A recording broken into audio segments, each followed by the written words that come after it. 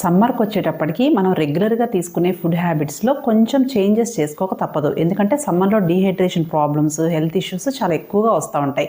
కాబట్టి సమ్మర్లో మెయిన్గా అవాయిడ్ చేయాల్సిన ఫుడ్స్ ఏంటి అంటే బాగా డీప్ ఫ్రై చేసిన ఫుడ్స్ కానీ, ఆయిల్ ఫుడ్స్ కానీ అండ్ స్పైసెస్ ఎక్కువగా ఉన్న ఫుడ్స్ కానీ బాడీని బాగా డీహైడ్రేషన్కి గురి చేస్తాయి.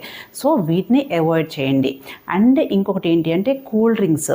ఈ కూల్ డ్రింక్స్ ఏవైనా కానీ దీన్ని ఎంటీ క్యాలరీస్ అంటాం అనమాట. మనకి అంటే న్యూట్రిషన్ ఏం లేకుండా ఓన్లీ క్యాలరీస్ ఉంటాయి దాంట్లో. సో వాటి వల్ల మనకి వెయిట్ గెయిన్ అవుతుంది, తాగినప్పుడు దాహం తీరినట్టే అనిపిస్తుంది, కానీ మళ్ళీ వెంటనే మనకి డీహైడ్రేషన్కి గురైపోయి మళ్ళీ వెంటనే దాహం వేస్తుంది అనమాట. సో సమ్మర్లో కూల్ డ్రింక్స్ మాత్రం ఎట్టి పరిస్థితుల్లో తీసుకోకండి. అండ్ ఇంకొకటి, మీకు టీ కాఫీ రెగ్యులర్గా అలవాటు ఉంటే వీలైనంత వరకు సమ్మర్లో తగ్గించుకోండి. సో మీరు 2 పూటలు తీసుకునేదాన్ని 1 పూటకి తగ్గించుకోవటం, మినిమం కొంచెం చేంజెస్ అయినా తీసుకోండి. అండ్ ఇంకొకటి, నాన్ వెజిటేరియన్ మెయిన్గా రెడ్ మీట్, మటన్ లాంటివి వీలైనంత వరకు అవాయిడ్ చేయండి.